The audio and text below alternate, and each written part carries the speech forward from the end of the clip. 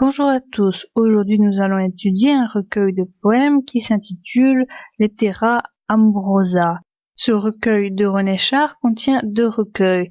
D'abord, il y a Lettera Amorosa, qui en plus des textes de René Char est illustré par Georges Braque, et il y a également La Guirlande terrestre, qui est illustrée par Jean Harpe.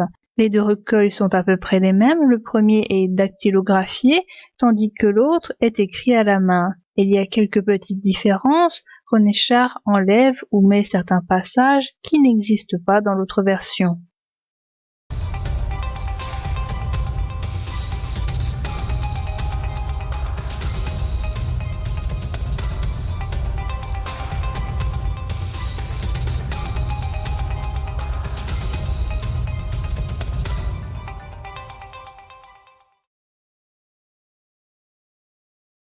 Il y a trois éléments dans ce recueil. Il y a le jeu, il y a le tu et la nature. Le reste est vu comme des éléments mettant mal à l'aise le poète, des gens lointains qu'il voit à peine mais dont le bruit dérange. Il parle de lui-même, mais aussi de quelqu'un d'autre, même si on ne sait pas qui. En tout cas, il s'agit d'une femme qui est partie. On ne sait pas grand-chose de cette femme. Il n'y a pas de description physique. Il l'appelle toujours tu, mais il la désignera sous le nom de la continuelle ou d'Iris à la fin du recueil. Le départ de la personne est vu comme quelque chose de négatif. Il ne voit que des qualités à cette personne.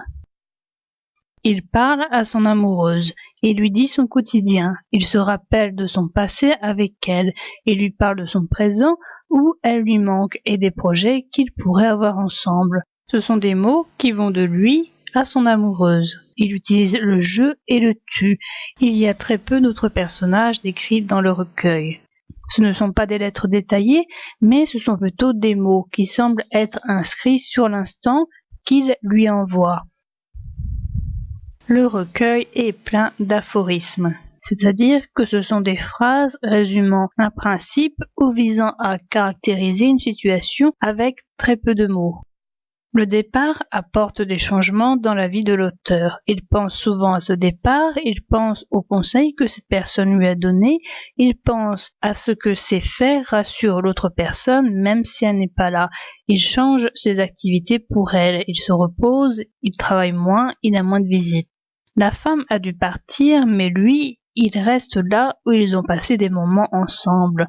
Il se plaint de l'absence de cette femme. Elle n'a pas l'air d'être partie à cause d'une rupture avec lui. Elle a l'air d'être partie à cause d'une obligation qui la tiendrait dans une ville et loin de lui. Puisqu'il a des projets pour eux, cela signifie qu'il ne s'agit pas d'une rupture définitive, mais d'une rupture momentanée. Il traîne vers sa chambre ou bien dans la chambre à eux deux, où il se souvient que c'est elle qui a donné tel emplacement à un objet. Tous les lieux ne sont pas égaux pour René Char. Il a des lieux qui évoquent un sentiment positif, tandis que les autres amènent l'indifférence. Il lui parle des épreuves qu'il a dû affronter et qu'il a laissé blesser. Il parle aussi de ses insomnies. Il lui parle des promenades qu'ils faisaient ensemble quand elle était là, mais aussi des promenades qu'il doit faire seul maintenant. Il pense continuellement à elle, il pense à leur passé. Il imagine ce qui se passe au moment même à son amoureuse. Il s'imagine avec elle aussi dans des situations futures. Il pense à ce qui se passerait si telle chose arriverait. C'est un peu comme si cette femme le hantait. À force d'être loin, il pense à elle comme à un être irréel. Bien qu'ils disent qu'il y a des blessures qui ne guérissent pas avec le temps a tout de même un effet bénéfique sur lui, grâce à ses marches, grâce à ses connexions avec la nature, grâce au silence et à la solitude. Au début, on a l'impression que la femme vient de partir, puis peu à peu, on a l'impression que la femme se dématérialise. La souffrance reste, son souvenir est toujours là, mais globalement, il pense moins à cette femme. Il met moins de tu et plus de jeu. Selon le poète, les moments passés ensemble sont une chance. Il y a toujours un sentiment de bien-être quand l'autre personne est là. L'amour avec cette personne est vu comme quelque chose de libre. Il n'y a pas de relation de soumission, personne n'a capitulé, c'est-à-dire que personne ne s'est abaissé devant l'autre.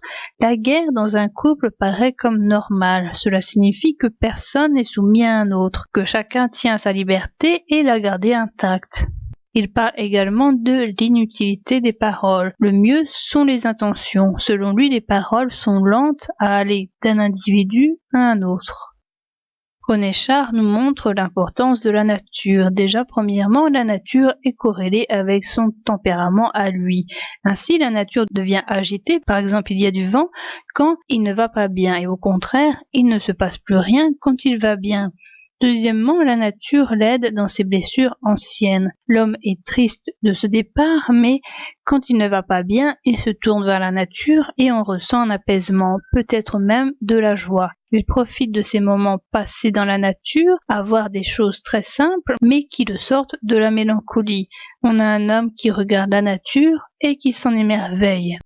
Troisièmement, il y a une liaison entre l'amour et la nature. Il y a un lien entre les fleurs, le soleil, les fruits et le contact avec le corps. Quatrièmement, la nature prend une place importante. Il y a les végétaux, les plantes, les fleurs, les arbres, mais il y a aussi les animaux comme les oiseaux et il y a les cours d'eau. Cinquièmement, la nature est presque toujours vue de manière élogieuse, à part pour quelques éléments comme l'hiver, le vent, les nuages et les épines. La nature est intemporelle. Quoi qu'il se passe dans la vie de l'homme, elle continue son chemin.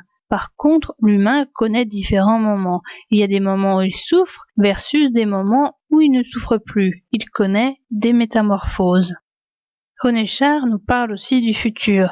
Il a des projets pour son couple dans l'avenir. Il a des questions pour cette femme. Il formule des vœux. Il a des projets, il pense à ce qu'il ferait s'ils n'étaient que tous les deux, et il parle de comment il voudrait le monde. René Char nous parle de la métamorphose et nous dit qu'il voudrait mourir en se noyant pour ensuite ressusciter. Selon le poète, l'homme a le pouvoir de se métamorphoser, de renaître. Tout peut se casser autour de lui, il arrivera à survivre en se transformant en quelqu'un d'autre. Dans ce recueil, il y a des éléments négatifs. Déjà, il y a le temps. Le poète se plaint du temps qui passe. Durant ce temps, les choses qui devraient être ensemble ne le sont pas, alors qu'elles sont passées l'un à côté de l'autre.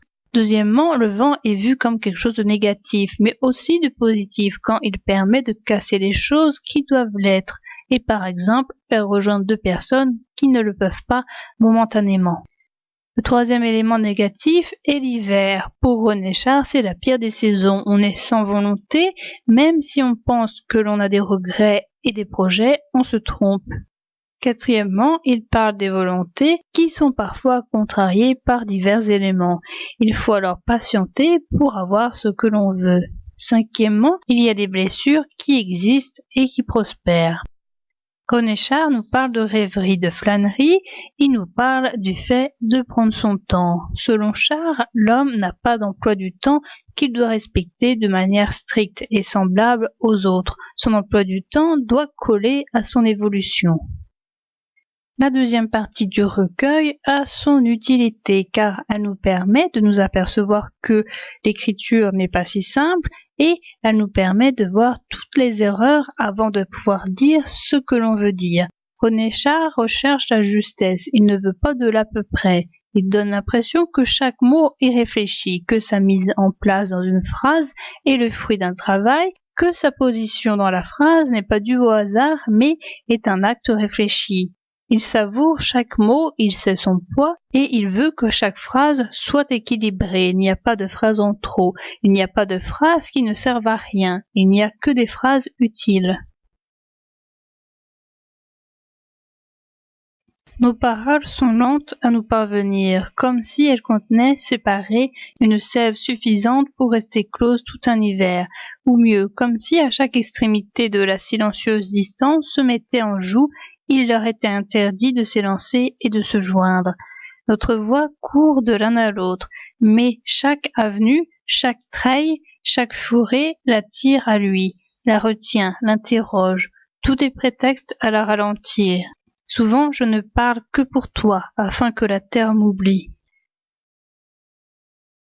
Merci d'être, sans jamais te casser, Iris, ma fleur de gravité. Tu élèves, au bord des eaux, des affections miraculeuses. Tu ne pèses pas sur les mourants que tu veilles. Tu éteins des plaies sur lesquelles le temps n'a pas d'action. Tu ne conduis pas à une maison consternante. Tu permets que toutes les fenêtres reflétées ne fassent qu'un seul visage de passion. Tu accompagnes le retour du jour sur les vertes avenues libres.